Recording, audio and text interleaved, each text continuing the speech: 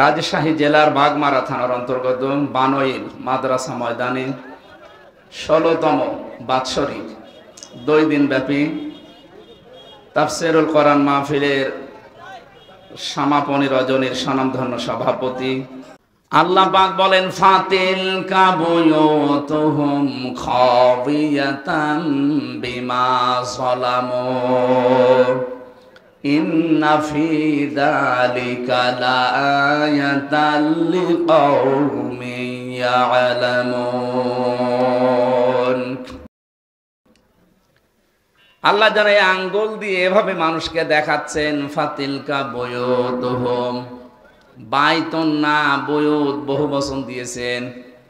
আল্লাহ পাক বলেন, এই সেই ঘরগুলো, এ তাদের ঘর, এই যে এই যে এই যে এই যে এই যে এই যে এইভাবে দেখাচ্ছেন। খাবিয়াতাম বিমা যালামু, জনশূন্য করে দিয়েছি, সার শূন্য করে দিয়েছি, ওজাড় গৃহ বানিয়ে দিয়েছি তাদের জুলুমের কারণে। আয়াতটা নাজিল হয়েছে ১৫০০ বছর আগে, ঘটনা আরো 1000 বছর আগের। হযরত লূত আলাইহিস সালামের জামানায় আল্লাহ এই কাহিনীটা ঘটিয়েছিলেন। এই ঘটনাটা আমাদের শেখাচ্ছেন, কারণ ওই জামানায় তারা যেই পাপে লিপ্ত হয়েছিল, 2024-এর 5 আগস্টের আগ পর্যন্ত অনেকে এই পাপে লিপ্ত হওয়ার জন্য আন্দোলন করছে। সমকামিতা, আল্লাহর পুরা সিস্টেম পাল্টিয়ে ফেলেছে তারা। একজন পুরুষের আকর্ষণ হবে নারীর প্রতি, নারীর আকর্ষণ হবে পুরুষের প্রতি। এ সিস্টেম আল্লাহ দিয়েছেন নিজে। যুজ্জিনা লিন্নাসি হুব্বুশ শাহাওয়াতি মিনান নিসা, মানুষের কাছে আমি আকর্ষণীয় করে দিয়েছি, লোভনীয়, সুশোভিত, দেখলেই মানুষের আকর্ষণ হবে কয়েকটা জিনিস, তার ভেতরে স্ত্রী। তার ভেতরে কি? আল্লাহ পাক এখানে যুজ্জিনা লিন্নাসি হুব্বুশ শাহাওয়াতি মিনান নিসা দিয়েছেন মেয়ে লোকের নাম। যাওজাতুন শব্দ দিলে আমরা বুঝতাম সরাসরি স্ত্রী লোকের নাম দিয়েছেন। নেসা মানে মেয়ে লোক, মেয়ে লোকের প্রতি আকর্ষণ তৈরি করেছেন কে? আর আসতে বলেন। এটা শুধু আজকের দিনে না, যেদিন বানিয়েছে আল্লাহ ওই দিন থেকেই। হাক্কানি তাফসিরে পেয়েছি আমি, হযরত আদম আলাইহিস সালাম ঘুম থেকে উঠে যখন দেখলেন বাম পাশে একটা সুন্দরী মেয়ে, হযরত হাওয়াকে আল্লাহ এত সুন্দর করে বানিয়েছিলেন, পৃথিবীর 4 জন সুন্দরী মহিলার ভেতরে উনি একজন। এ কাটিং বলে বোঝানো যাবে না। ঐশ্বরিয়াকে দেখেছেন? কারা কারা দেখেছেন হাত তোলেন তো। না, আপনারা আল্লাহর ওলি মানুষ, ওসব দেখবেন কেন? না, দেখার দরকার নেই। এখন সবচাইতে বিশ্বে সুন্দরের তালিকায় যাদের নাম আছে, 1 নম্বরে যে মহিলার নাম পাওয়া যাচ্ছে, ইন্টারনেট ঘাঁটবেন, 1 নম্বরে বিশ্ব সুন্দরী দুনিয়া না, 257টা রাষ্ট্রের ভেতরে চেহারার এই কাটিংটা সবচাইতে সুন্দর যার। ওই সমস্ত কাজ কারবার যারা করে, মানুষের চেহারা মাপ জব করে যারা এগুলো উপস্থাপন করে, তাদের বর্ণনা কি নাম বলেন তো দেখি? কেমন পড়াশোনা করেন বলেন? হুজুর তো আসমানে থাকে, বলতে পারবে না, আপনি তো পারবেন। কি নাম বলল? পরিমন। ওটা চেহারা হইল, আমার সাথে ছিল, আমার পাশের ছেলে ছিল, আদালতে আমি বহুবার দেখা হয়েছে। না, ওইটা না। রাশমিকা মান্দানা নাম শুনেছেন? চেহারার কাটিংয়ে এখন পৃথিবীতে 1 নম্বরে আছে। এই মহিলার দিকে একটু আল্লাহর নাম নিয়ে তাকাবেন, দেখেন তো কি সুন্দর করে আল্লাহ তারে বানিয়েছে। এর চাইতে তাহলে শতগুণে সুন্দরী ছিল আমাদের আদি মাতা হযরতে হাওয়া আলাইহিস সালাম। কি বানিয়েছিলেন আল্লাহ তাকে। 2 নম্বরের নাম পেয়েছে হযরতে জুলাইখা, ইউসুফ নবীর স্ত্রী। 3 নম্বরে নাম পেয়েছে ইব্রাহিম নবীর বড় স্ত্রী হযরতে সাহারা রাদিয়াল্লাহু তাআলা আনহু সারা। 4 নম্বরে আমাদের নবী মুহাম্মদ রাসূলুল্লাহর ছোট মেয়ে হযরতে ফাতিমাতুজ জোহরা রাদিয়াল্লাহু তাআলা আনহা। এত সুন্দর করে মানুষকে আল্লাহ বানিয়েছিলেন, মেয়েদের ভেতরে 4 জনকে। সৌন্দর্য যদি প্রদর্শনের বিষয় হতো, এনারা বিশ্ব সুন্দরী হয়ে সারা দুনিয়ায় চেহারা দেখিয়ে বেড়াতেন। অথচ এই বিশ্ব সুন্দরীর তালিকায় যাদের নাম পেলাম, হযরতে ফাতেমা জীবিত অবস্থায় তো আছেই, মরণের আগেও স্বামীকে বলেছিলেন আমি মারা গেলে তাড়াতাড়ি করে আমারে কবরে দিয়ে দিও। বেশি মানুষ খবরও দেওয়ার দরকার নেই, মানুষ হয়তো কাপড়ের উপর দিয়ে আন্দাজ করতে পারে নবীর মেয়ে এরকম মোটা ছিল, এরকম পাতলা ছিল। নিজের চেহারাকে, নিজের পর্দাকে কত গুরুত্ব দিয়েছে তারা। আজ একটু চেহারা ভালো হলেই মানুষকে দেখান আপনি মানুষ। হযরতে আদম নবী হাওয়ার দিকে শুধু তাকালেন না, ধরতে গেলেন। আল্লাহ পাক বলেন তাকানো যাবে না, ধরাও যাবে না। হযরতে আদম আলাইহিস সালাম ওই দিনই বলেছিলেন আল্লাহ ধরাও যাবে, তাকানো যাবে, কোন কায়দা আছে বলেন? আল্লাহ পাক বলেন বিবাহ করা লাগবে। কি করা লাগবে বলেন বলেন? উনি বলছেন আমি রাজি আছি বিয়ে করতে। আল্লাহ পাক বলেন শুধু বিয়ে করতে রাজি হলেই হবে না, বিয়ের আগে দেন মোহর দেওয়া লাগবে। আমার কাছে কিছু নেই। এই যে ওয়াতুহুন্না ওয়াজুরহুন্না ফারিদা, দেন মোহর দেওয়া এটা কিন্তু নফল বিষয় না, এটা ফরজ, নামাজের মতো ফরজ। আজ যদিও অনেকে এরকম আদায় করতে চান না, যেটা যে ফরজ অনেকে জানেন তারপরও দিতে চান না। ফরজ কোনো বিষয় আপনি ইয়ার কি মারেন কোন কারণে? যাদের দেন মোহর বাকি আছে হাতে পায়ে ধরে বলছি দিয়ে দেবেন। যদি ফাঁকি দেওয়ার নিয়ত থাকে জেনাকারের কাতারে উঠবেন কিয়ামতে। এখানে বাকি আছে কার হাত তোলেন তো দেখি? একজনে না, ঠিক আছে। এই স্টেজে যারা আছে সব মনে হয় দিয়ে দিয়েছে, আলহামদুলিল্লাহ। মানে এত বড় বড় আল্লাহর ওলি যদি না দেয়। এখান থেকে কয়েকটা মাসলা আমি এনেছি। এই যে যারা বিয়ে 2টা 3টা 4টা করলেই অনেকে মন খারাপ করে, না ও চরিত্র খারাপ হয়ে গেছে। আরে বেটা, বিয়ে যারা বেশি করে তার চরিত্র ভালো। আমার রিমান্ডে, আমার আকিস গ্রুপে আমি চাকরি করতাম, ওনার ছেলে যেই কয়টা, আকিসের তো 3টা বউ, ওনার বড় ছেলে 4টা, প্রায়গুলোই 3টা 4টা 2টার নিচে মনে হয় নেই। কারণ তাদের যে সম্পদ তারা করবে কি? বিয়ে করার জন্য কয়েক প্রকার মেয়েকে বেছে নেওয়ার নির্দেশ আছে। 1 নম্বরে অসহায়, 2 নম্বরে বিধবা, 3 নম্বরে স্বামী পরিত্যক্তা, তালাক প্রাপ্তা যারা। এরকম মহিলা অসহায় যারা সমাজের, আপনি যদি বিয়ে করেন একদিকে নবীর সুন্নাত আদায় হবে, 2 নম্বরে সমাজের ওই মানুষগুলো একটা পরিচয় পাবে। কারো চেহারায় মুগ্ধ হয়ে অন্ধভাবে তাকে বিয়ে করবেন শুধু আনন্দের জন্য না। এই কারণগুলো যদি থাকে, সে যদি 2 2 3 3 4 4 বিয়ে করে ইনসাফ কায়েম করতে পারে, সেটা একটা আল্লাহর ওলি। আল্লাহর ওলি দেখার জন্য আপনি সে চট্টগ্রাম চলে যাচ্ছেন। আল্লাহর ওলি তো ওইটা, যে লোকটা এই কাজগুলো করে। এই জন্য বহু বিবাহ যদিও আমাদের এই ভারত বাংলাদেশ পাকিস্তানের সমস্যা, কিন্তু এই কাজটা কিন্তু খারাপ না। কি কথা বলেন না? কারণ আপনারা করবেন তো? আমি তো বলছি, কিন্তু আমার তো সম্ভব না, আমাদের শরীর, আমার দ্বারা হবে না। যারা করেছেন মারহাবা, আলহামদুলিল্লাহ। হ্যাঁ, হযরত আদম আলাইহিস সালাম বলেছিলেন আল্লাহ আমার কাছে দেন মোহর দেওয়ার মতো তো কিছু নেই। তিনি ওই সময়, আমি এটা তাফসিরে পেয়েছি, বিশ্বনবী মুহাম্মদুর রাসূলুল্লাহর নামে 10 বার তিনি দরুদ পড়েছিলেন, ওইটাই তার দেন মোহর ছিল। তারপরও দেওয়া লাগবে। আমার মনে হয় ওই শরীয়ত যদি এখন থাকতো, দেন মোহর হিসাবে 10 বার দরুদ না 100 বার পড়তাম না। যারা দেননি অবশ্যই দিয়ে দেবেন, এটা তাদের হক, অধিকার। এটা যদি না দিয়ে, এই যে বরযাত্রী যায় যারা দেখি, বরযাত্রী কোথায় পেয়েছেন বলেন তো? এটা হিন্দুদের কালচার। মুসলমানের কালচার হচ্ছে অলিমা। কি বলেন তো? আরো আসতে বলেন। অলিমা করতে হবে আমাদেরকে।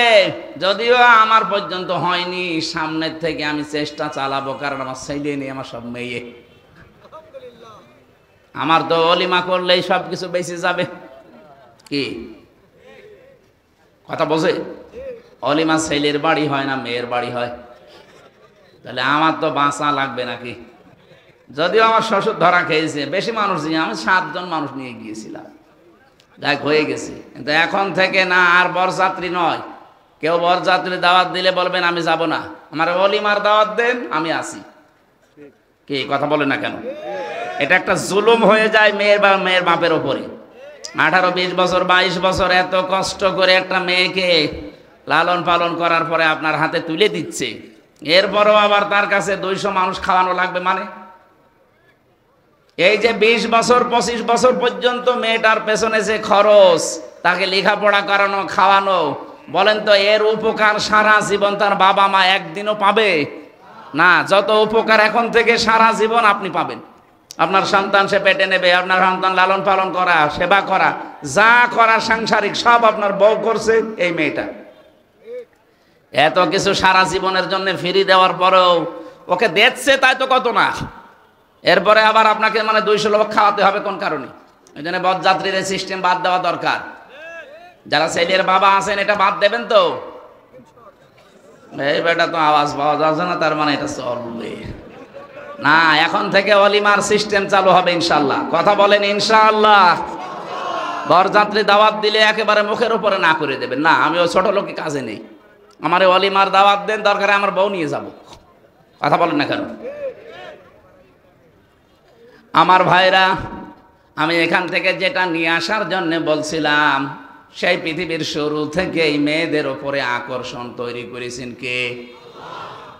এটা এখন বিকর্ষণে পরিণত করে মহিলাই বিয়ে করবে। আজ 3 দিন আগে কুষ্টিয়ায় 2 জন মহিলা জিদ ধরেছে যে আমরা বিয়ে করব, যদি না দেন আমরা মরে যাব। তোমরা মেয়েরা বিয়ে করবে, তাই আমরা কি করছি? কি কথা বলেন? আমাদের কাজ কি? এই সমকামিতা এটা প্রমোট করছে এক শ্রেণীর মানুষ। ঢাকায় নাকি এখন শুনছি মানবতার অফিস নামে সমকামিতার অফিস তারা চালু করতে চাচ্ছে। না, এটা হতে দেওয়া যাবে না, এটা আল্লাহর পুরা নিষিদ্ধ। এরা উল্টিয়ে ফেলেছে আল্লাহ সিস্টেমকে। এই জন্য আল্লাহ জর্ডানে একটা জায়গাকে ডেড সি বানিয়ে দিয়েছেন, মৃত সাগর। এই দেশকে আল্লাহর গজব দিয়ে ঢেকে ফেলার জন্য অনেকে সূক্ষ্ম ষড়যন্ত্র করছে। এই 15.5 বছরের ভেতর এটার বীজ বপন হয়েছে। আমরা চাই না এই পাপটা এদেশে জারি হোক। লূত আলাইহিস সালামের ঘটনাটার কাহিনী আমি এই জন্য ইঙ্গিত দিলাম। আল্লাহ বলেন এই সেই ঘরগুলো আল্লাহর অবাধ্যতায় পরিণত হয়েছিল। এই ঘরগুলো দেখেন, বিমা জলামো, তাদের জুলমের কারণে। আল্লাহ রাব্বুল আলামিন এই খাফিয়াতান শব্দ আয়াতের মাঝে দেওয়ার পরে আমার মনে হয় এই আয়াতটা 2024 সালের 5 আগস্টের বিকাল 5টার আগে মনে হয় নাজিল আরেকবার হয়েছে।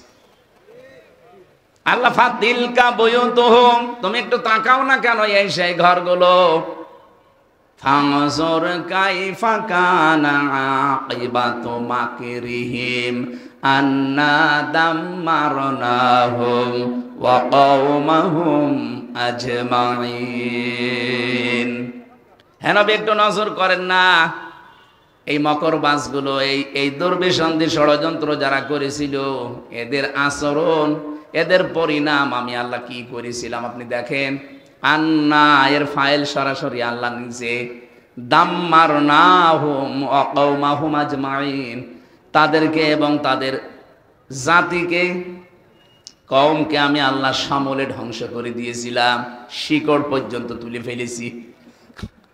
এখান থেকে আমি যেটা পেয়েছি বাংলাদেশের সাথে এই যে খাফিয়াতান শব্দটা দিয়ে, আল্লাহ বলেন এদের জুলুমের কারণে ওদের বাড়ি ঘরগুলো পরিত্যক্ত হয়ে আছে, ওজাড় গৃহ বানিয়ে দিয়েছি, জনশূন্য করে দিয়েছি।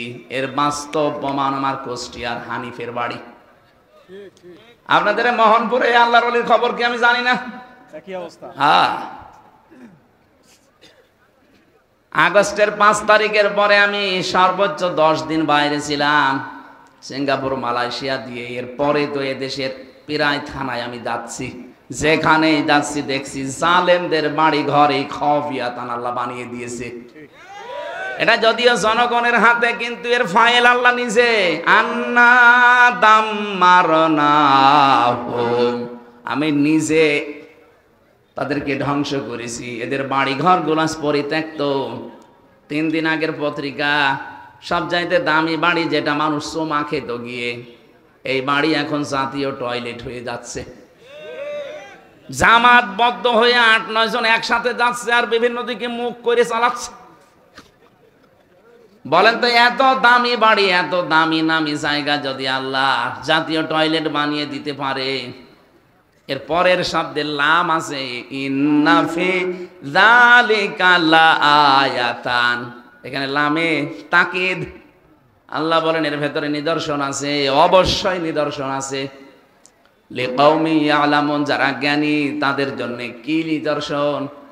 এত বড় বড় পাকা পাকা জালেমের বাড়িগুলো যদি আল্লাহ উজাড় গৃহ বানিয়ে দিতে পারে, আগামীতে যারা চেয়ারে বসবে এরাও যদি এরকম জালেম হয়, তাদের বাড়ি ঘর উজাড় গৃহ হয়ে যাবে। কি বোঝাতে চায় আমার মনে হয় আপনি বুঝাতে পেরে ফেলেছেন। এরপরেও যদি কেউ না বোঝার ভান করে থাকেন, সেদিন আপনার বাড়ি এরকম পায়খানা হবে, সেদিন টের পাবেন। এই জন্য যেন না হয়, কারণ জুলুমের এই জায়গাগুলো আল্লাহর কাছে অভিশপ্ত হয়ে যায়।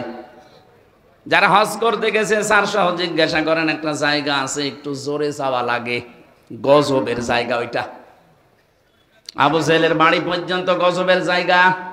জাতীয় টয়লেট নাই, ইন্টারন্যাশনাল টয়লেট বানিয়ে দিয়েছে আল্লাহ। অথচ কি দামি জায়গা, বাদশার বাড়ি। এত দাপটওয়ালা বাদশাহ 14টা কাজ করেছিল আল্লাহ এবং রাসূলের বিরুদ্ধে। এই জন্য তার বাড়ি যদি আজ ইন্টারন্যাশনাল পায়খানা, কিয়ামত পর্যন্ত থাকবে। 15টা কাজ আপনি এক কাটি বেশি করে ফেলেছেন এই 15.5 বছরে। আমি বলবো যদি সময় থাকে সামনে, 15টা কাজ করার পরে আপনার বাড়িও দেখবেন জালেমদের বাড়ি আল্লাহ জাতীয় টয়লেট বানিয়ে দেবে। কারণ আছে। কাবা শরীফ তাওয়াফ করার পরে ওই উপরে গেলাম, হঠাৎ দেখছি পেটে আমার যন্ত্রণা ব্যথা করছে।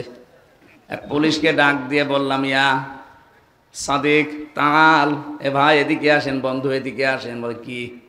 জিজ্ঞাসা করলাম আমার নিজের ওনার ভাষা দিয়ে, আমার পেটে তো ব্যথা করছে, এতক্ষণ তো ভালোই লাগছিল, ফার্মেসি কত দূর? আমার বলছে, ইয়া হাজিয়াল হজ্জা তাই না বিলা দোকা। হাজি দেশ কোথায়? যে তুমি বাংলাদেশ। বাংলাদেশ থেকে এসেছি। আমার বলছে, হাজি জানেন না এটা কোন জায়গা? না তো। আবু জেহেলের বাড়ি। আপনি এখনো পায়খানা না করে দাঁড়িয়ে আছেন, তাড়াতাড়ি করেন। পায়খানা করে এসে দেখে আমার পেটের ব্যথা ভালো হয়ে গেছে। আল্লাহ আমাকে জানাতে চাচ্ছে, হামজা এত টাকা খরচ করে আসলে আর এই শয়তানের বাড়ি পায়খানা না করে চলে যাবা? আমার তো মনে হচ্ছে আগামী থেকে বাইরের দেশ থেকে যারা আসবে, এই জালেমদের বাড়ি ঘরগুলো আল্লাহ ওইরকম টয়লেট বানিয়ে দেবে। নাই তো বলেন তো, 7 জন 10 জন করে একসাথে যাচ্ছে, অবশ্যই কোনো কারণ আছে। হয়তো কারো পেটে ব্যথা, অথবা কারো চাপ বেশি। কথা বলছে না কেন? জালেমদের জায়গাগুলো যেহেতু অভিশপ্ত হয়ে যায়, সত্যি সত্যি যদি কাজ করেন দেখবেন আপনি সুস্থ হয়ে গেছেন। আমার বাড়ি আপনার বাড়ি আবার যেন 5 বছর পরে এরকম জাতীয় টয়লেট হয়ে না যায়। আল্লাহ যেন আমাদেরকে বাঁচান এই জুলুম করা থেকে, বলেন আমিন। শব্দটা এত ভয়ঙ্কর শব্দ, জালেম যারা। কোরআনে কারীম আল্লাহ রাব্বুল আলামিন সূরা ইব্রাহিমে জানিয়েছেন, ওয়া আনযির বিহিল্লাযীনা ইয়াখাওয়ানযিরিন নাসা ইয়াওমা ইয়াতিহিমুল আযাব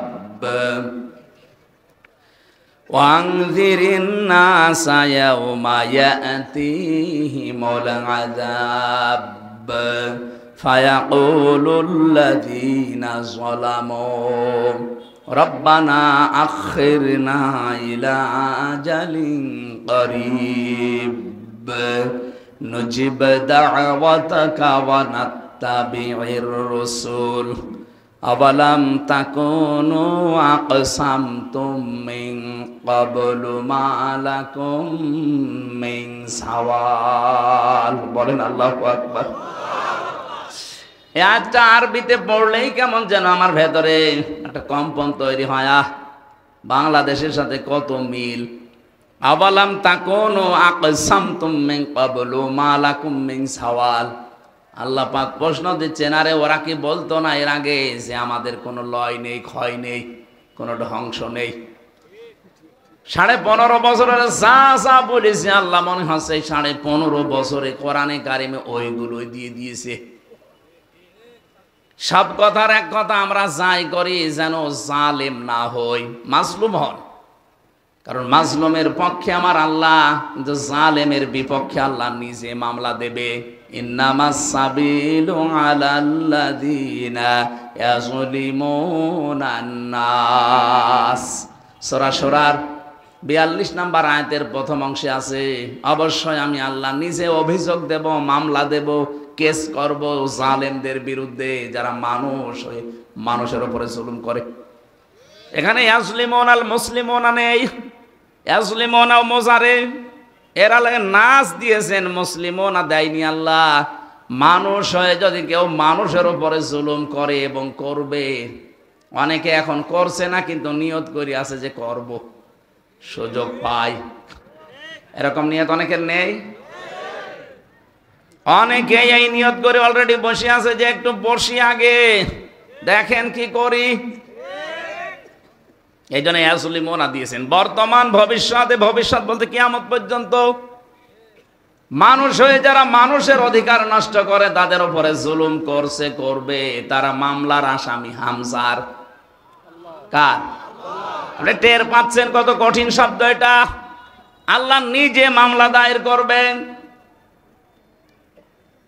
মামলার বাদী যত বড় হয়, শক্ত হয়, মামলা কিন্তু ওইরকম কঠিন হয়ে দাঁড়ায়। আমারা যদি কোনো সলিমদ্দি মামলা দিত, আল্লাহর কসম 3 দিনের বেশি আমি থাকতাম না। কারণ আমি যে জায়গায় ছিলাম, ক টাকা লাগবে আপনার? আকিজ গ্রুপ তো বাংলাদেশে 2-3 জনের ভেতরে একজন।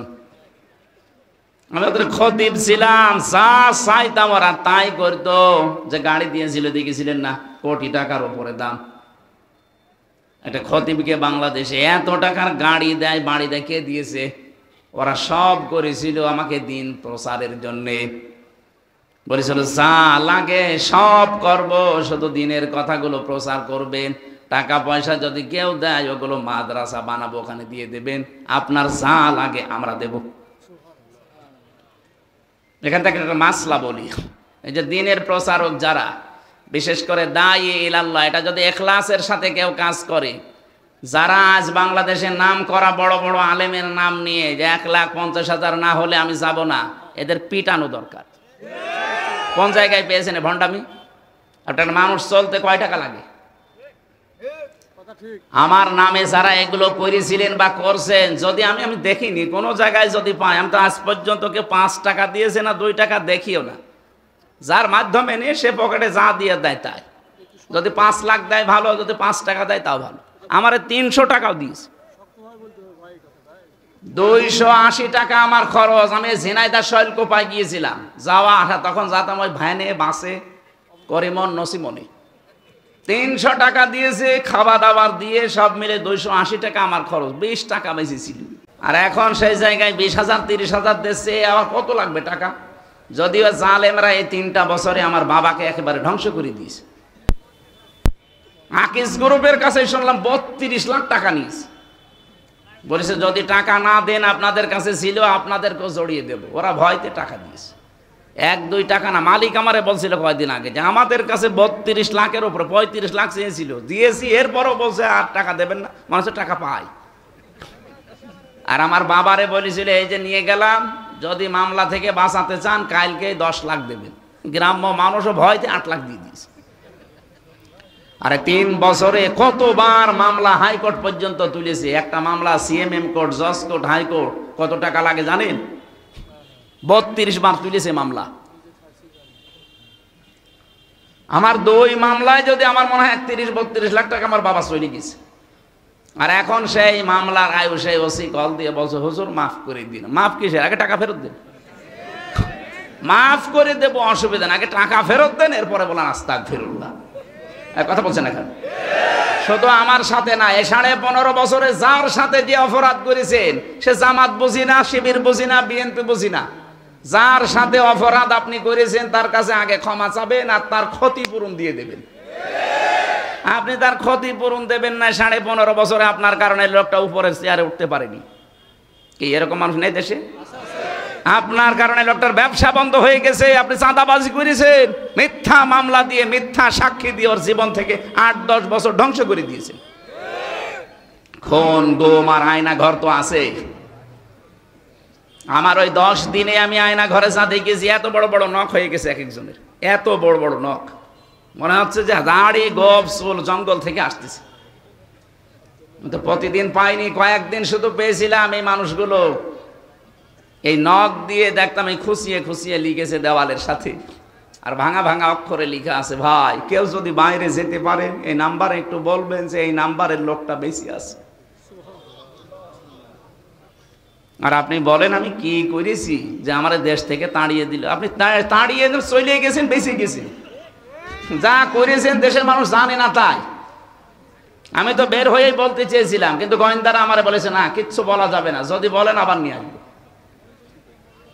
কিন্তু এখন তো আর নেই। এই কয়েকদিন আগে গোয়েন্দা বিভাগের প্রধান যিনি দায়িত্বে পেয়েছেন, উনি আমারে বলছিলেন মাহফিল যেখানে হবে বাংলাদেশের 56,000 বর্গ মাইলে কারো অনুমতি নেওয়া লাগবে না। কিসের অনুমতি নেওয়া লাগবে? যেখানে যেই ফোর্সে কথা বলা দরকার কোরআন থেকে বলবেন, কিন্তু 2টা কথা কমিটিকে বলবেন, তারা যেন মেয়েদের আলাদা জায়গা এবং পর্যাপ্ত ওদের টয়লেটের যে ব্যবস্থা আছে ওইগুলো করে দেয়, পর্দাটা ঠিক রাখে। আর ছেলেদের যে জায়গাগুলো, এখানে আলোর ব্যবস্থা করতে বলবেন। বাকি কোরআনের কথা বলতে কোনো বাধা নেই। যদি কেউ কিছু বলে শুধু আমারে তার নাম ঠিকানা দেবেন, ওর ঠ্যাং ভেঙে ফেলবে। আমি বললাম যে স্যার আপনি এতদিন ছিলেন কোথায়? বলছে না, আমিও বৈষম্যের শিকার, আমি এতদিন দায়িত্ব পাইনি, আমি কিছুদিন আগে পেয়েছি। আমি মুসলমান, যেভাবে করা লাগে মুসলিম একজন দায়িত্ব আমি ওইভাবে পালন করব। আপনি চালাবেন কোরআনের কথা। এই জন্য এখন দেখছে আর কেউ বাধা দিচ্ছে না। অনুমতির তো প্রশ্নই আসে না, কিসের অনুমতি লাগবে? এই পাশের থানা মোহনপুরের যে দায়িত্বে ছিল, মোহনপুর পবা মিলে, ওনার কাছে অনুমতি নেবেন? ওকে মুসলমান, কি নাম যেন ছিল, আইন উদ্দিন। কিসের আইন? বেআইনি কাজ করে 15.5 বছর ছিল, ওর নাম আমার আইন উদ্দিন দিয়েছে।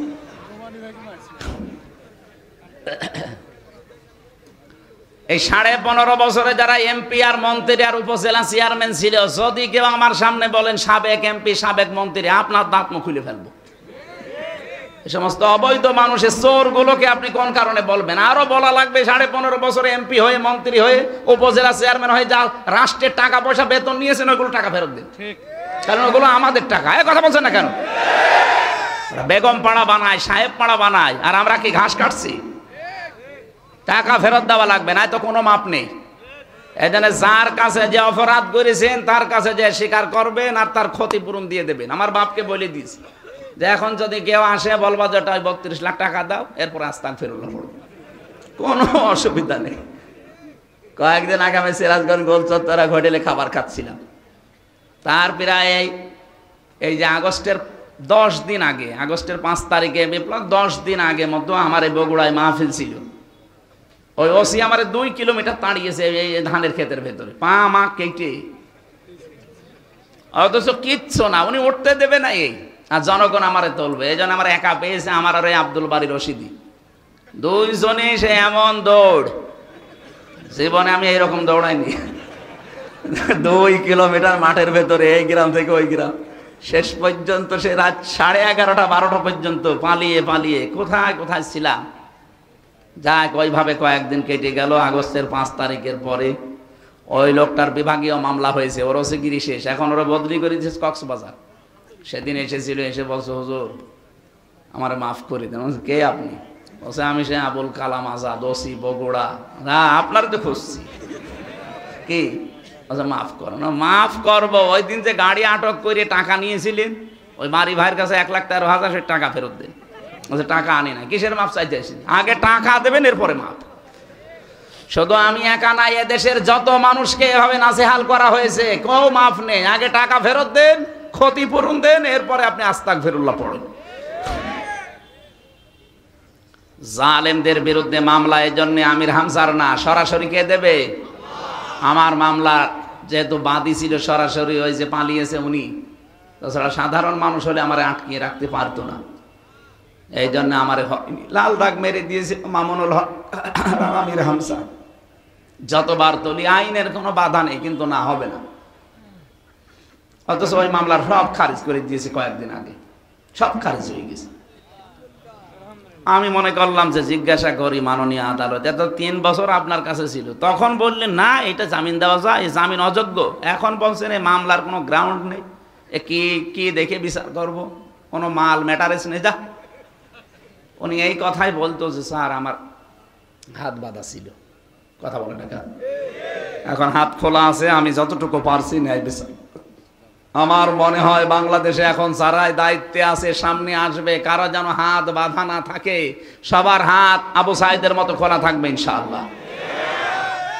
এটা যদি সত্যিই থাকে তাহলে কিছু না কিছু ন্যায় বিচার পাওয়া যাবে। আর পূর্ণাঙ্গ ন্যায় বিচার কায়েম করতে হলে অমান হাকামা বিহি আদালা, কোরআনের বিচার লাগবে। এটার বিকল্প কিচ্ছু নেই। দুনিয়ার যত সুন্দর আইন দিয়ে বিচার ব্যবস্থা চালান, ন্যায় বিচার কায়েম করা সম্ভব না। প্রশ্ন আসতে পারে পৃথিবীর উন্নত রাষ্ট্রগুলো ন্যায় বিচার না, কে বলিস? আমি সিঙ্গাপুরে গিয়েছিলাম, কাফেরকে কাফের বলা যাবে না, ওরা কাফের না, ওরা কাফেরকে কাফের বলা যাবে না, এই নিয়ম ওদের। আমি জানতাম না, আমি কাফের বিরুদ্ধে কথা বলেছিলাম, আমার নামে ওরা সে উল্টা পাল্টা কত কিছু করেছে কয়দিন। আমাদেরকে কাফের বললো, ও শয়তানরা জাতে মাতাল হলো তাহলে ঠিক আছে, কাফের আমার বোঝে, কুফরি কাজ করছে, জুলুম করছে, কিন্তু জালেম বলা যাবে না, কুফরি করছে, কাফের বলা যাবে না। এই জন্য না, ন্যায় বিচার ওখানেও নেই, যেহেতু যেটা সঠিক ওইটা তুলে ধরতে না পারলে সেই জায়গায় জুলুম হয়, সেই জায়গায় কি হয়, এটা এখানে রাখা দরকার। এই মাথায় না দিয়ে কেউ যদি পায়ের কাছে রাখে, টুপির ওপরে জুলুম, এই কথা বললেন না কেন? যে জায়গায় যেটা রাখা দরকার উচিত, ওইটা যদি ওখানে না রেখে কেউ অন্য জায়গায় রাখে, তাহলে তার উপর কি হয় বলেন বলেন? কোরআন শরীফ রাখা দরকার বাংলাদেশে সবার উপরে, কালিমাতুল্লাহি হিয়াল উলিয়া, আল্লাহর কথা থাকবে সবার উপরে, সবার উপরে বাংলাদেশের সংসদ। তো সেই জায়গায় এটা না নিয়ে অন্য কিছু যারাই নিয়ে যেতে চায়, তারাই কোরআনের সাথে জুলুম করে। এই কথা বলুন। আর একটা জুলুম আল্লাহর সাথে চলছে, সার্বভৌম ক্ষমতার মালিক আল্লাহ। এটা অনেক মানুষ এমনি এমনি মনে মনে বলে, কিন্তু বাস্তবে দেখাতে গিয়ে বলে না, ক্ষমতার উৎস জনগণ। এটা একটা শিরিক। এই বাংলাদেশে সূক্ষ্ম শিরিক তুলে দেওয়া লাগবে।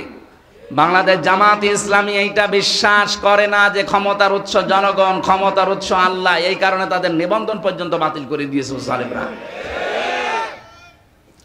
তারা আল্লাহর পরীক্ষায় উত্তীর্ণ হয়ে নিবন্ধন বাতিল হয়েছে, তারপরেও ডোন্ট কেয়ার, কিছুই মনে করেনি, চিন্তা ভাবনাও তাদের ছিল না, যে যা করবে করুক, আমরা এটার উপর থেকে টলবো না, কারণ এটা আমার বানানো না। আন্নাল কুওয়াতা লিল্লাহি জামিআ, সব ক্ষমতার উৎস কে? আরো জোরে বলেন। এটা যদি জামাত ইসলামের হয়, তে আপনি কি, আপনি টুপি মাথায় দেন না, আপনি মুসলমানের নাম রেখেছেন, আপনি তো মরে গেলে জামাতের কবরে দেওয়া হবে। এই জন্য যাদের এই বিশ্বাস আছে, আপনি আজকে থেকে এই বিশ্বাস পাল্টান। অথচ এই মজলুম দলটার উপরে আজ সারা বাংলাদেশে এক শ্রেণীর নামে আলেম, কি কি পড়ে আলেম হয়েছে জানি না, এই মানুষগুলো এই মাজলুম মানুষদের উপর একটা তহমত লাগিয়ে দিয়েছে যে এদের আকীদা খারাপ। এটার উপর একটা জুলুম। কখনো এই কথা আর বুঝে শুনে বলবেন না। 5টা কথা, 5টা বই পুরা পড়েছেন কোনোদিন আপনি এদের?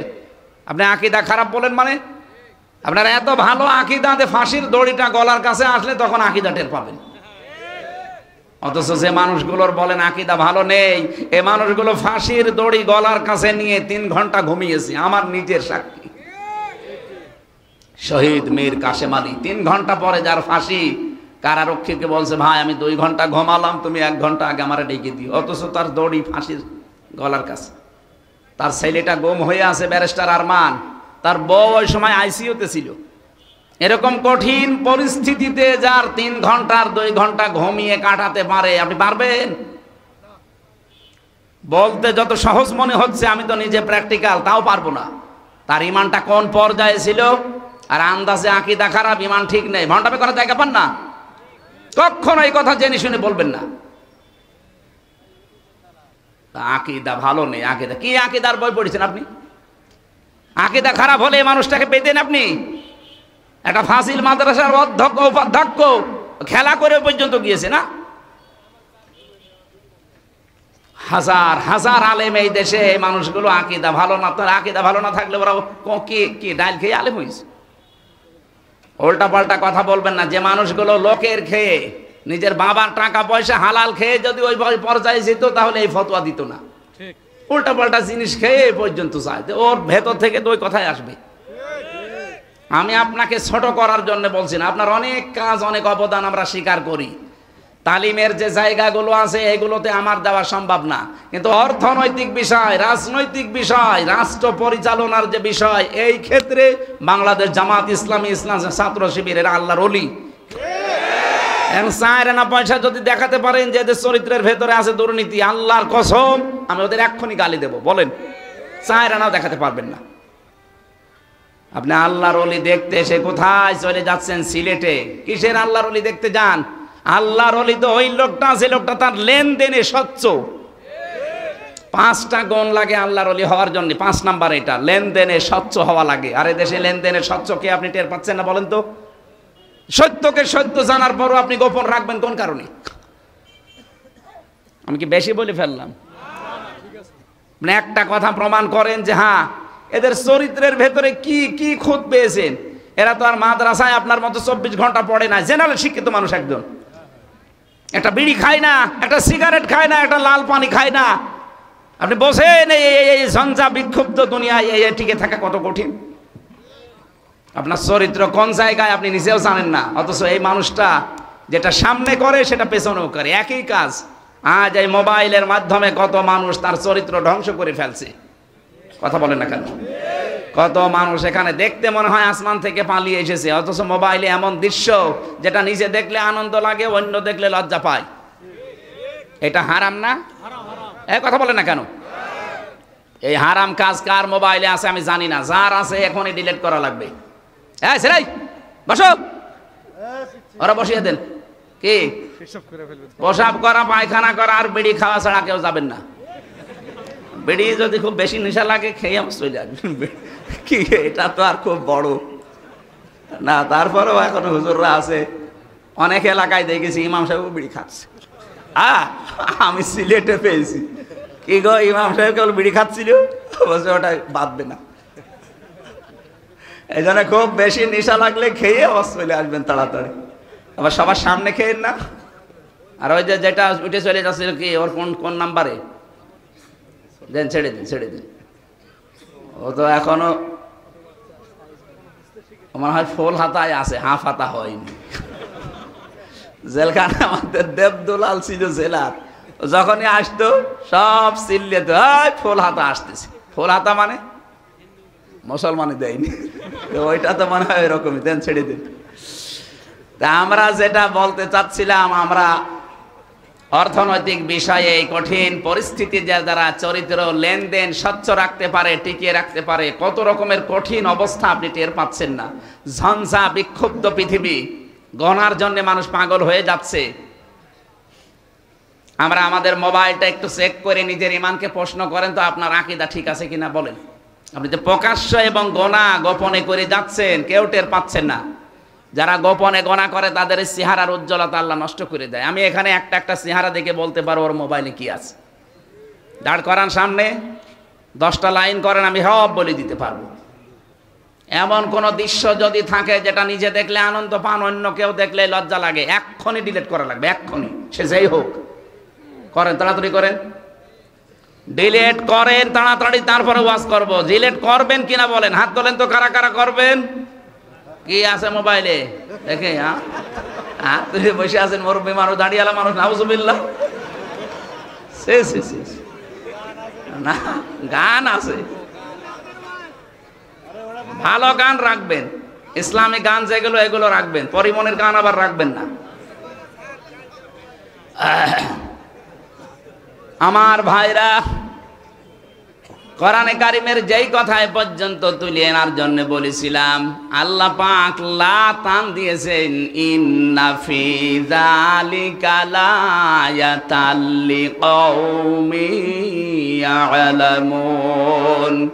এই কথাগুলো বলছে, ওজাড় গৃহগুলো তোমাদেরকে দেখালাম, জনশূন্য করে দিয়েছি, জালেমদের বাড়ি। কেন? ভেতরে শিক্ষা আছে। জ্ঞানী মানুষ যদি হয়ে থাকে, ওর সামনে যদি কোনোদিন ক্ষমতার চেয়ার পাও, কখনো এই কাজ করবা না যেন তোমার বাড়িওয়ালা এরকম করে দেয়। আল্লাহ আমাদেরকে যেন নিজ হাতে বাঁচান, বলেন আমিন। আমরা একটা গ্রাম সম্পর্কে আয়াত পড়েছি, একটা গ্রামের উদাহরণ আল্লাহ উপমা দিচ্ছেন, দৃষ্টান্ত দিচ্ছেন। সূরা নমল 112 নম্বর আয়াত, খুব খেয়াল করে শুনবেন। আল্লাহ রাব্বুল আলামিন বলেন দারাবাল্লাহু মাসালান ক্বরিয়াতান কানাত আমিনাতাম মুতমাইন্না। প্রত্যেকটি শব্দ থেকে আমরা শিক্ষা বের করব। এইদিকে তাকান। আল্লাহ বলেন আমি দৃষ্টান্ত দিয়েছি একটা গ্রামের, তাফসিরে মুফাসসিরে গ্রাম সম্পর্কে তথ্য দেওয়ার যে আমি পড়ে দেখি সেটা মক্কা নগরীকে তারা মিন করেছে যে মক্কা নগরী এটা কানাত আমিনাতান মুতমাইন্নাতান। দুইটা বিষয় আল্লাহ বলেন সেখানে ছিল। এক নম্বরে নিরাপত্তা, দুই নম্বরে প্রশান্তি। এই শহরকে আমি আল্লাহ নিরাপত্তা এবং প্রশান্তি দিয়ে ভরে দিয়েছিলাম। ইয়াতিহা রিজকুহা রাগাদাম মিন কুল্লি মাকান, বিভিন্ন দিক থেকে রিজিক আসতো স্বাচ্ছন্দ্যে। তাদের যা প্রয়োজন ছিল রিজিকগুলো বিভিন্ন লাইন দিয়ে, ইয়েমেনের নাম আছে, সিরিয়ার নাম আছে, কাতারের নাম আছে, আশপাশের রাষ্ট্র থেকে আসতো। আল্লাহ পাক বলেন ফাকাফারাতে বিআনুমিল্লাহ। এই যে কতগুলো নিয়ামতের কথা বললাম, একটা আমানা নিরাপত্তা, দুই নম্বরে মুতমাইন্না প্রশান্তি নির্মল একটা পরিবেশ, তিন নম্বরে বিভিন্ন জায়গা থেকে রিজিক এসে তাদেরকে স্বাচ্ছন্দ্যে চলাফেরা করার গ্যারান্টি। কিন্তু এই মানুষগুলো যখন আল্লাহর নিয়ামতের সাথে কুফরি করা আরম্ভ করেছে, কুফরের ধরনগুলো আমি যে 15টা বলেছিলাম, বলবো ইনশাআল্লাহ, ওই জামানায় 14টা ছিল। ফাকাফারাত বিআনুমিল্লাহ, আল্লাহর এই নিয়ামতকে যারা কুফরিতে পরিণত করেছে, কুফরি করেছে আল্লাহর নিয়ামতের সাথে, ফাযাকাল্লাহ, এখানে ফাইল আল্লাহ নিছে। আল্লাহ পাক বলেন আমি তখন তাদেরকে মজা চাকালাম, স্বাদ গ্রহণ করালাম, লিবাসাল জুই ওয়াল খাউফি, শাস্তি হিসাবে দুইটা পোশাক পরিয়ে দিলাম, একটা ক্ষুধার, দুই নম্বরে ভয়ের। বিমা কানু ইয়াসনাউন, কারণ তারা এই কাজগুলো করেছিল। এবার আসেন তো আমরা দেখি আল্লাহ আমাদের কি বোঝাতে চাচ্ছেন এই আয়াত দিয়ে। রব্বুল আলামিন বলেন পৃথিবী থেকে যে যে গণা করে এই গণাগুলো উপরে চলে যায়। তাফসিরে তাবারির ভেতরে দেখেছি বিশ্ব নবী যখন যাচ্ছিলেন জিবরাইলের সাথে মেরাজে, তখন দেখলেন কালো কালো কি যেন উঠতেছে উপরে, আর পিপিলিকার মতো কালো কালো কি যেন নামতেছে। নবীজি দেখেই জিজ্ঞাসা করলেন ইয়া আখি জিবরাইল, এই যে এগুলো কি? ফেরেশতা জিবরাইল বলেছে হে নবী, আপনার উম্মতের ভেতরে এই দুনিয়াতে যে সেই গোনাগুলো করে ওই গোনাগুলো কালো কালো হয়ে উঠতেছে, আর ওই কালো কালো পিপিলিকার মতো এগুলো কি? নবীজি বললেন এইগুলো ওরা যে গোনা করেছে এই গোনার শাস্তি হিসাবে আমার আল্লাহ এগুলো দুনিয়ায় পাঠিয়ে দিচ্ছে। তাহলে গোনার কারণে আপনার ভাগ্য নষ্ট হয়, আপনার উপরে বিপদ আসে, এটা আমি বানালাম। সূরা রুমের 41 নাম্বার আয়াতটা এর দলিল, যাহারাল ফাসাদু ফিল বাররি ওয়াল বাহরি বিমা কাসাবাত আইদিন নাস লিইউযিকাহুম বা'দাল্লাযী আমিলু লা'আল্লাহুম ইয়ারজিউন। যারা স্থলে যে বিপদ আপদ মুসিবত গুলো দেখতে পাও, একটাও আমি আল্লাহ নিজের ইচ্ছায় পাঠাই না, সব তোমাদের হাতের কামাই। যা করো ওইটাই উপরে চলে যায়, ওখান থেকে শাস্তি হিসাবে আমি আল্লাহ পাঠাই। কেন পাঠাই জানো? লিইউযিকাহুম, তোমাদেরকে আমি স্বাদ চাকাতে চাই। লিইউযিকাহুম বা'দাল্লাযী আমিলু, কিছু আমলের কিছু কাজের স্বাদ আমি চাকাতে চাই। আমি চাইলে আল্লাহুম ইয়ারজিউন, তোমরা ফিরে আসবে। কিন্তু আমি আল্লাহর এই আশাটা পূরণ হয় না দেখি তোমরা আরো উল্টা বুঝে এ অপরাধ চালাতেই থাকো। এই জন্য জনপদের লোক, এই যে কারিয়া মানে জনপদ, গ্রাম, ওয়ালাউ আন্না আহলাল কুরা আমানু ওয়াত্তাকাউ লাফাতাহনা আলাইহিম বারাকাতিম মিনাস সামাই ওয়াল আরদ। এই পৃথিবীতে জনপদের লোকেরা, গ্রামের লোকেরা যদি ঈমান আনে আল্লাহর প্রতি, ঈমানের দাবি অনুযায়ী যদি তাকওয়া অবলম্বন করে, ভয় নীতি এগুলো করে, আমি আল্লাহ লাফাতাহানা সুপারলেটিভ ডিগ্রি দিয়ে বলছেন গ্যারান্টি দিলাম। গ্যারান্টি কার? লাফাতাহানা, আমি নিজে খুলে দেব বারাকাত। বহু বচন দিয়েছেন, একটা দুইটা না, বারাকাতিন মিনাস সামাই ওয়াল আরদ, আকাশ আর জমিনে যত বরকতের দরজা সব খুলে দেব।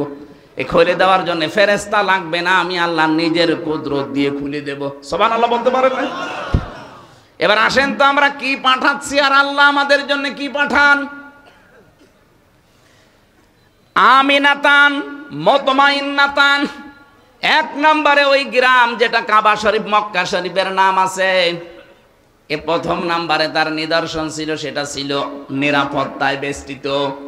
সূরা আলে ইমরানের 93 নম্বর আয়াতের মাঝের অংশে আল্লাহ এই তথ্যটা দিয়েছেন, ওয়ামান দাখালাহু কানা আমিনা। এই কাবায় কেউ প্রবেশ করলে, এরিয়াতে আসলে আল্লাহ তাকে নিরাপত্তা দিয়ে দেয়। রাজশাহীবাসী খুব সূক্ষ্ম বিষয় এখানে একটা লুকিয়ে আছে। কাবার এলাকায় প্রবেশ করলে নিরাপত্তা দেয় কে? আরো জোরে বলেন কেন? ইন্না আউওয়ালা বাইতি উফদিআ লিন-নাস লাল্লাযী বিবাক্কাতা মুবারাকা ওয়া হুদাল লিল আলামিন।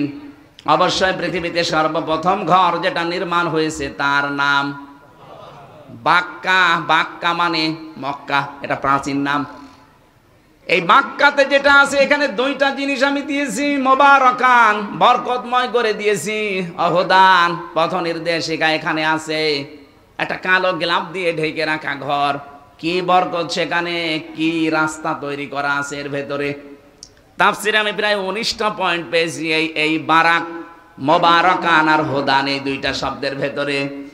এত বরকত আল্লাহ দিয়েছেন আমাদের জাতির পিতা হযরত ইব্রাহিম আলাইহিস সালাম।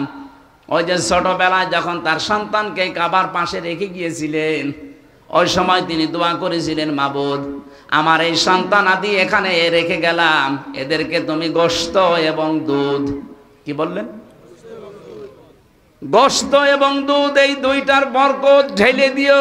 ওই দিন জাতির পিতার দোয়া কিয়ামত পর্যন্ত চলতেই থাকবে, এখনো আছে। ওরা কাবার এলাকা মক্কাতে আপনি দেখবেন কোনো ফসল হয় না, কিন্তু গোশত আর দুধের কোনো অভাব নেই। উটের গোশত বলেন, ছাগলের গোশত বলেন, দুম্বার গোশত বলেন, ভেড়ার গোশত বলেন, আর দুধ যাদের নাম বললাম এদেরও দুধ হয়। উটের দুধ, ছাগলের দুধ, গরুর দুধ, মহিষের দুধ, যাই বলেন। অথচ কোনো খাবার এখানে তৈরি হয় না, দুধ আর গোশতের কোনো অভাব এখনো নেই, কিয়ামত পর্যন্ত হবে না। এটা জাতির পিতা ইব্রাহিমের দোয়ার ফসল। কি বাবা পেয়েছিলাম, এক দোয়ায় চলছে। আর আমরাও এমন বাবা পাই, কি দোয়া করে খালি হোকা খাই। আপনি দেখেন না কি জোরে হোকা খাচ্ছে। এই শব্দটা নিয়ে আজ যারা ভেজাল বাদিয়েছেন তারা নিরসন করবেন। আমেরিকার স্টাইলে অনেকে আজ জাতির পিতা 8, 10 জন, 15, 20 জন বানাতে চাচ্ছেন না। দুইটার একটা আমার মানি না, কারণ এটা ফায়সালাকৃত বিষয়। জাতির পিতা একজন, তার নাম ইব্রাহিম, এটা আল্লাহ বানিয়ে দিয়েছেন। মিল্লাতা আবিকুম ইব্রাহিম হুয়া সাম্মাকুমুল মুসলিমিন। তোমাদের জাতির পিতা ইব্রাহিম, কারণ তিনি তোমাদের নাম মুসলমান রেখেছেন। এখানে হুয়ার ফাইল হয় আল্লাহ না ইব্রাহিম। কি হুজুর, ফাইল আমি দুইটা পেয়েছি, হয় আল্লাহ আমাদের নাম মুসলিম রেখেছেন, অথবা আমাদের পিতা যিনি জাতির পিতা ইব্রাহিম নবী, এই নামটা আমাদেরকে দিয়েছেন। কি সুন্দর বাবা, দেখেন তো, অর্ধবোধক একটা নাম সন্তানের রেখে দিলেন, মুসলিম, আত্মসমর্পণকারী। আর আমরা এখানে কহু বাবা বসে আছি, সন্তানের নাম এমন ভাবে রেখেছে, ও কি হিন্দু নাম না মুসলমান নাম, ও সাদা বোঝা যায় না। কি নাম রেখেছেন আপনি বলেন তো, কিসের নাম রাখলেন আপনি? একজন মুসলমান দাবি করছেন, আর ছেলের নাম, মেয়ের নাম, ও কি হিন্দু না মুসলমান, বোঝা যাবে না। বলে না ওনারা জেনারেল শিক্ষিত, বুঝতে পারে না। আরে ভাই, জিয়াউর রহমান জেনারেল শিক্ষিত মানুষ ছিল না? কি সুন্দর নাম দেখেন তো ছেলে দুইটার, আরাফাত, তারিক। তারিক জিয়া বলেন, তারিক রহমান বলেন, একই বিষয়। আরাফাত রহমান, আরাফাত জিয়া যাই বলেন, কি সুন্দর অর্থবোধক নাম।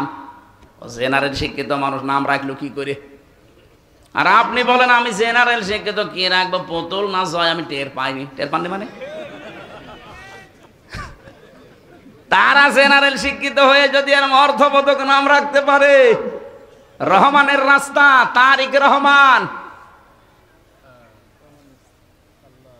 আরে নাম শুনলেই কিয়ামতে হয়তো আল্লাহ বলবে যে ঠিক আছে, যা কিছুই যখন পেলাম না, নামের ওসিলায় মাফ করে দিলাম। আর আপনার নামই যদি দেখে হরে, এই এই জন্য আমাদের পিতা হিসাবে কিন্তু 11টা দায়িত্ব পালন করা দরকার। যারা বাবা হয়েছেন, প্রথম নাম্বারে সন্তানের নাম রাখবেন অর্থবোধক একটা নাম। কিয়ামতে আল্লাহ যখন একেবারে মাফ করার কিছুই আর পাবে না, তখন নামের দিকে হয়তো মনোনিবেশ করবে। এটা হাদিসে আমি পেয়েছি। কিয়ামতে আল্লাহ ডাক দিবে মরিয়ম, হাজারো মরিয়ম খাড়া হয়ে যাবে। রব্বুল আলামিন বলে না, আমি এত মরিয়মকে চাই না, আমি ঈসা নবীর মা মরিয়মকে ডাক দিয়েছি।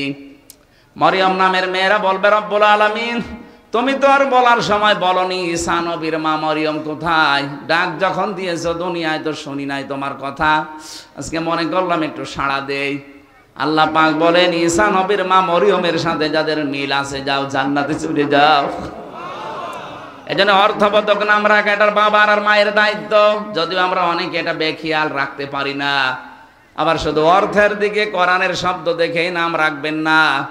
সেদিন বলেছিলাম না, একজন কুষ্টিয়ার বড় বাজারে নাম রেখেছে মিহাদ স্টোর। কি গো, কি এ নাম কার? বলছে আমার ছেলের নাম।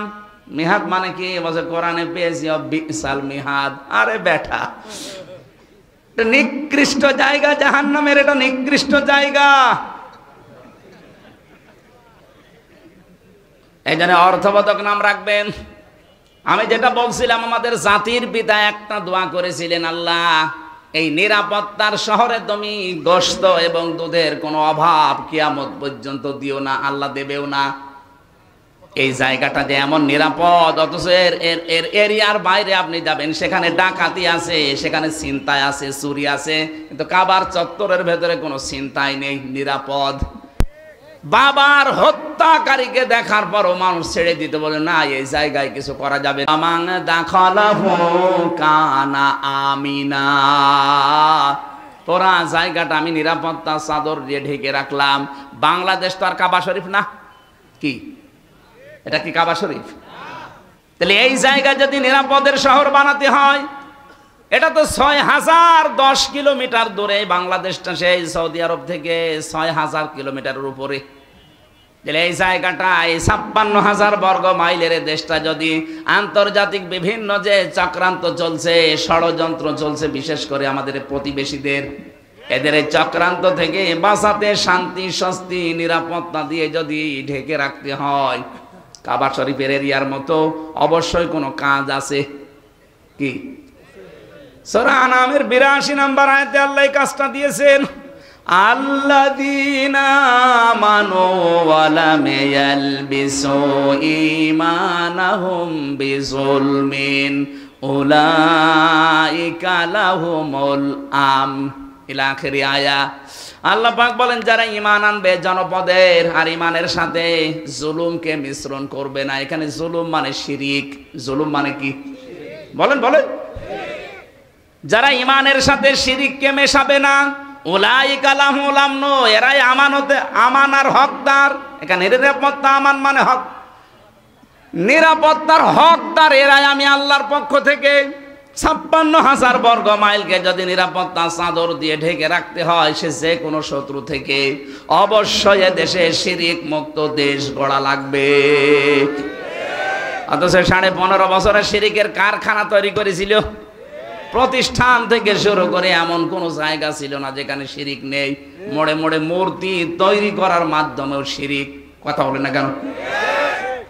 এত টাকা বাজেট করে করে খরচগুলো করেছিলেন, কি হলো?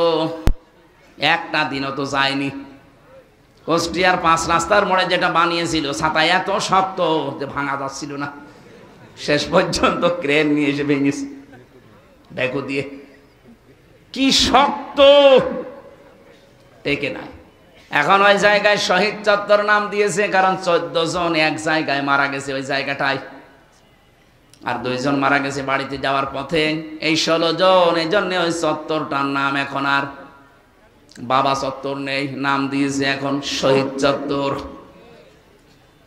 আল্লাহর 99টা নাম চারিদিকে খোদাই করে করে লিখে সাইনবোর্ড টাঙিয়ে দেওয়া হচ্ছে যে এটা শহীদ চত্বর, কিয়ামত পর্যন্ত হয়তো এইটা থাকবে না, কিন্তু পরিবর্তন হয়ে গেলে আগামী প্রজন্ম আবার আল্লাহর নামগুলো লিখে দেবে। কথা বলে না কেন? মানুষ কুষ্টিয়ার শহরে ঢুকতেই দেখবে যে আল্লাহর নামগুলো চোখে পড়লে যদি বলে ইয়া রহমানও, একবারে 10টা নাকি হয়ে যাবে। আর যদি দেখতো যে দাঁড়িয়ে আছে আল্লাহর ওলি, ও দেখলেই বড় দোয়া করতো যে আর কাজ পাওনি। এই জন্য আমাদের দেশকে যদি শান্তি আমরা নিরাপত্তার চাদরে ঢেকতে চাই, শিরিক মুক্ত এই দেশ গঠন করা লাগবে। যারাই কাজ করছেন শিরিক মুক্ত হওয়ার জন্য কাজ করেন। আমি তো একটা বললাম, জনগণ ক্ষমতার উৎস না। যারা বিশ্বাস করেন তারা শিরিক করছেন, আর শিরিক যারা করে তারা মুশরিক। কথা বলে না কেন? যারা এই বিশ্বাস করে ক্ষমতার উৎসকে বলেন, তারা একেবারে সব কিছু ছেড়ে দিয়ে কাজ চালান। এইটাই যেন বাংলাদেশে কায়েম করতে পারি যে ক্ষমতার উৎস জনগণ নয়, ক্ষমতার উৎস আমার আল্লাহ। ডাইরেক্ট ইনডাইরেক্ট মিলে 903 জায়গায় আয়াতটা আল্লাহ দিয়েছেন, লিল্লাহি মুলকুস সামাওয়াতি ওয়াল আরদ কুলিল্লাহুম্মা মালিকাল মুলকি তুতিল মুলকা মান তাশা। ডাইরেক্ট এত আয়াত থাকার পরও এদেশের মুসলমানরা কেন এটা মানতে চায় না আমি বুঝি না। আরে ভাই, কোরআনের চোখ আমি লাগিয়ে দেখতে পাচ্ছি আপনি মুশরিক। আপনি মারা গেলে আপনার জাহান্নামী স্থান হবে, জান্নাত হারাম হবে। কি করবেন? নামাজ পড়ে রোজা রেখে বাঁচাতে চায়, আপনি না বাঁচিয়ে দৌড় দিচ্ছেন জাহান্নামের দিকে। ফিরে আসেন। পৃথিবী যেহেতু 100 বছর পরে এখানে আমরা কেউ থাকবো না, সব চলে যাব মাটির নিচে, নতুন মানুষ এখানে আসবে। শিরিক করেন, বেদাত করেন, কুফরি করেন, যার জন্য যা করে সম্পদ অবৈধ রেখে যাচ্ছেন, ভুল করছেন আপনি। আমার এই ছোট্ট গানে বলে ভুল করছি আমরা, কারণ এখান থেকে যদি 200 বছর পরে ইসমাইল সাহেব আবার এই জায়গায় ফিরে আসে, এই বেলঘরিয়া মাদ্রাসায় এসে যদি বলে মাদ্রাসার আমি ভাইস প্রিন্সিপাল ছিলাম, এই ভবন আমি বানিয়েছি, এই বাড়িটা আমার বাড়ি, আমার মনে হয় 200 বছর পরে যারা এখানে পড়বে, এই বাড়িতে যারা থাকবে, তারা ওনারে ঢুকতেও দেবে না। বলে কিসের ইসমাইল আপনি? আপনার যদি থাকার জায়গা না থাকে ওই মসজিদের বারান্দায় রাত থেকে চলে যান, অথচ ওই লোকটা এখানকার মালিক ছিল। কথা বলছে না কেন? এই বাড়িটা বানাতে সে বৈধ অবৈধ দেখেনি, বাবা শাহজালাল সব হালাল বলে কামাই করেছে, অথচ তার পরবর্তী 3 প্রজন্ম, তার ছেলের ছেলের ছেলের ছেলে, মাত্র 3 প্রজন্ম পরে ওনারা চিনবে না। এই তো দুনিয়া। এইটার জন্য যেন আমাদের বিশাল আখিরাত আমরা নষ্ট করে না ফেলি। বলেন আমিন। এরকম পাগল দুনিয়ায় কেউ আছে না? মানে আমরাই তো না, মানে অবশ্য না। বোনের জমি ফাঁকি দিয়ে, ভাইয়ের জমি ফাঁকি দিয়ে আপনি পাগলামি করছেন। ওই জমি আপনাকে জাহান্নামে নেওয়ার জন্য কাল হয়ে দাঁড়াবে। বলেন নাউজুবিল্লাহ। এজন্য জ্ঞান থাকতে কারো মালের দিকে হাত বাড়াবেন না। রব্বুল আলামিন বলেন রিজিকের জন্য এগুলো করো তো, ইয়াতিহা রাগাদাম মিন কুল্লি মাকান। তোমাদের রিজিক আমি আল্লাহ যেভাবে নিয়ে এসে দিয়েছিলাম, বাংলাদেশের তুলনায় বিশ্বের অনেক দেশে আমি তো ঘুরলাম, কত বড় বড় বিশাল দেশ, অথচ জনগণ এত বেশি নেই। আমেরিকা বাংলাদেশের চাইতে 59 ডবল বড়। 59টা বাংলাদেশ পাশাপাশি রাখলে যত বড় হবে একটা দেশ অত বড়। কয়েকদিন আগে আমি মালয়েশিয়া ছিলাম, ওইটা বাংলাদেশের চাইতে 8 ডবল বড়। সৌদি আরব বাংলাদেশের চাইতে 14 ডবল বড়। আর আমাদের দাদাদের দেশ হচ্ছে 29 ডবল বড়। এই তুলনায় বাংলাদেশে 18 কোটি মানুষ। এখন আমরা 18 কোটি মানুষের মাত্র 56,000 বর্গ মাইল। অথচ রিজিক কে দিচ্ছে বলেন তো? আরো জোরে বলেন। রিজিকের ভয় আমরা অনেকে সন্তান আজ হত্যা করে ফেলছি, বেবিদেরকে, বাচ্চাদেরকে মেরে ফেলছি না। এটা কাফেরদের স্বভাব। ওয়ালা তাকতুলু আওলাদাকুম মিন ইমলাক নাহনু নারযুকুকুম ওয়া ইয়্যাহুম। জনপদের লোক আমরা যারা আছি, সত্যি যদি ঈমান আর তাকওয়ার উপরে টিকে থাকতে পারি, রিজিকের কোনো অভাব হবে না। কারণ আমাদের রিজিক আর আমাদের বেবিদের রিজিক কে দেয়? আরো জোরে বলেন। আমেরিকার একটা পদ্ধতি আমরা অনেকে অবলম্বন করে, এই কুফরিতে নিমজ্জিত হয়ে শেষ পর্যন্ত আল্লাহর বিরুদ্ধে অবস্থান নিয়েছি। চেন্ময় কৃষ্ণ নাকি যেন নাম ধরা পড়েছে, ওর বক্তব্য দেখেছেন কিছুদিন আগের। ও বলেছিল বাংলাদেশে আমরা সংখ্যালঘু, এজন্য আমাদের জন্ম নিয়ন্ত্রণ লাগবে না, আমরা সন্তান বাড়াবো যেন মুসলমানদের চাইতে আমি বেশি হয়ে যায়। আরে ভাই, এটা 96% মুসলমান। কত ভাগ? আর আপনারা 4 ভাগও না, কারণ এখানে বৌদ্ধ আছে, খ্রিস্টান আছে, ইহুদি আছে এবং আপনারা আছেন, সব মিলে খুব বেশি হলেও দেখবেন 2.5 ভাগ, আর আমরা 96 ভাগ। আমাদের সমানে আসতে কমপক্ষে কিয়ামত হয়ে যাবে। কয়টা জন্মাবেন? আমরা কি বসে আছি? এই জন্য আল্লাহর উপরে যাদের বিশ্বাস, রিজিক আসবেই। আল্লাহর এই অবাধ্য কাজটা আমরা যেন না করি, বেবিদেরকে, বাচ্চাদেরকে, বাবুদেরকে যেন আমরা ধ্বংস করি না ফেলি। আল্লাহ পাক বলেন, এই মানুষগুলো যখন আল্লাহর এই নিয়ামত, শান্ত, শিষ্ট, নির্মল এই শহরে বসবাস করার পরেও যে মানুষগুলো জুলুমের পথ বেছে নিয়েছিল, ওই জামানায় আল্লাহর বিধানে হাত দিয়ে সীমা লঙ্ঘন করেছিল, বিশেষ করে ওই জামানায় নবীদের উপরে তারা অত্যাচার চালিয়েছে। আমার নবী মুহাম্মদ রাসূলুল্লাহকে পর্যন্ত দেশে থাকতে দেয়নি, তাকে পর্যন্ত তাড়িয়ে দিয়েছিল।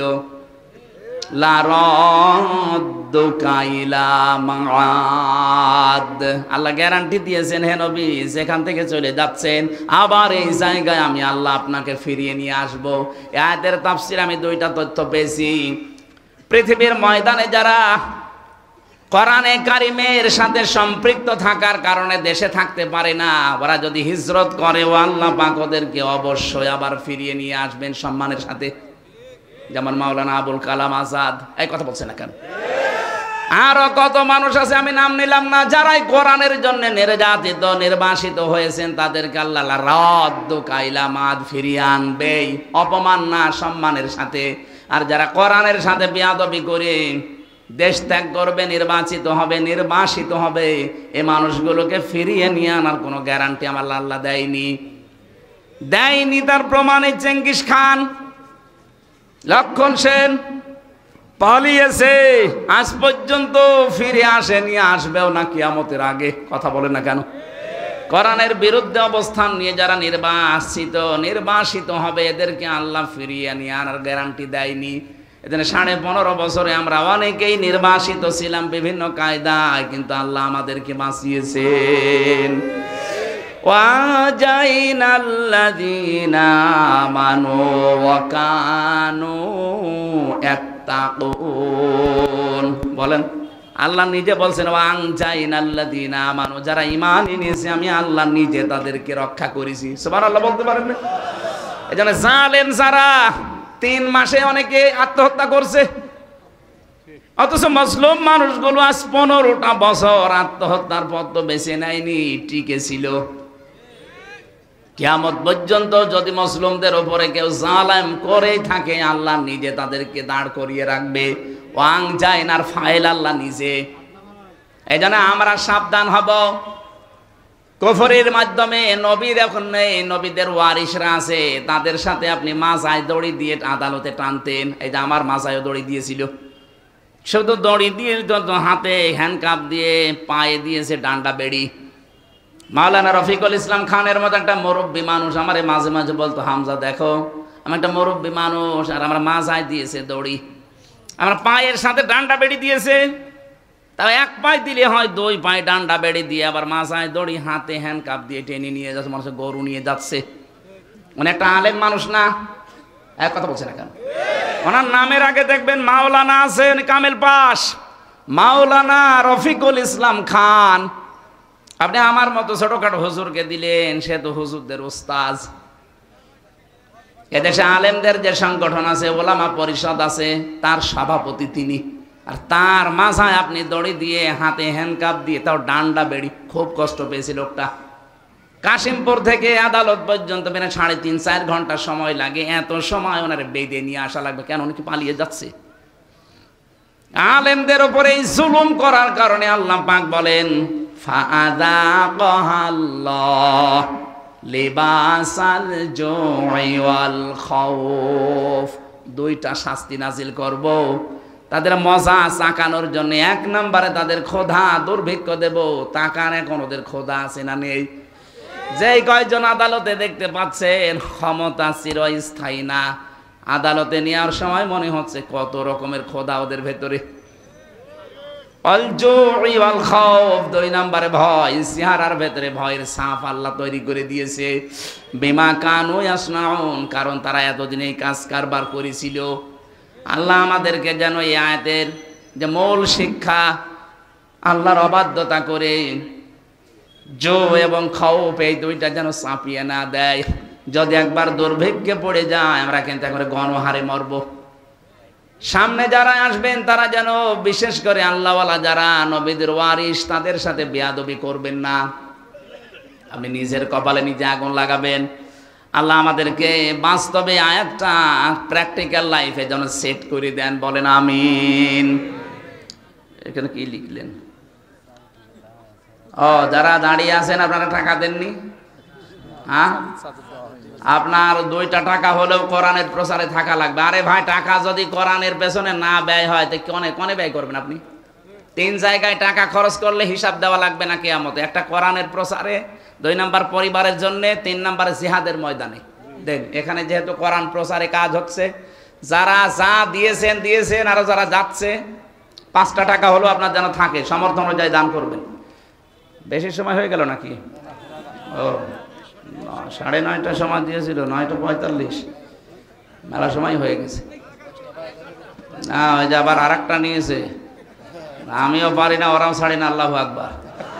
ওখানে 10টায় ওঠা লাগবে, আর 15 মিনিট আছে। 10টায় যে পাবো ওখানে 20 মিনিট লাগবে, আর 15 মিনিট আছে। ভাই যারা টাকা পয়সা এনেছিলেন, যারা যাচ্ছে অবশ্যই দিয়ে না, আগামী থেকে আবার নিয়ে আসবেন, আমরা কথা বলবো। এভাবে 2-3টা করে নেয়, আমার তো বেঁচে থাকা লাগবে না। আল্লাহুম্মা আমিন।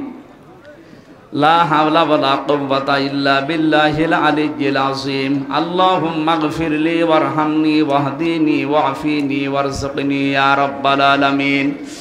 আল্লাহ যেই কথাগুলো বলতে চেয়েছি সহজ ভাষা দিয়ে তোমার বান্দা বান্দিরা আশা করি বুঝেছে, জীবনে আমল করার তৌফিক দাও। কত আলেম এখানে বসে আছে আল্লাহ, আমার হাজার হাজার আলেমের উস্তাদেরা, এদেরকে তুমি আলেম হিসাবে কিয়ামতে কবুল করে নাও। আমি হাদিসে পড়েছি কিয়ামতে আলেমদের বিচার নাকি গোপনে হবে। রব্বুল আলামিন মাওলানা ইসমাইল আলম, আব্দুল আওয়াল সহ যত আলেম এখানে এসেছে, কিয়ামতে কোটি কোটি মানুষের সামনে আমাদেরকে অপমান করো না, গোপনে ঘিরে নিয়ে তুমি নিজে নিজে মাফ করে দিও। রব্বির হামহুমা কামা রব্বায়ানি সাগীরা। মা বোন যারা এসেছে পর্দার আড়ালে, আল্লাহ তাআলা খাদিজার মতো, আয়েশার মতো তাদেরকে বানিয়ে দাও।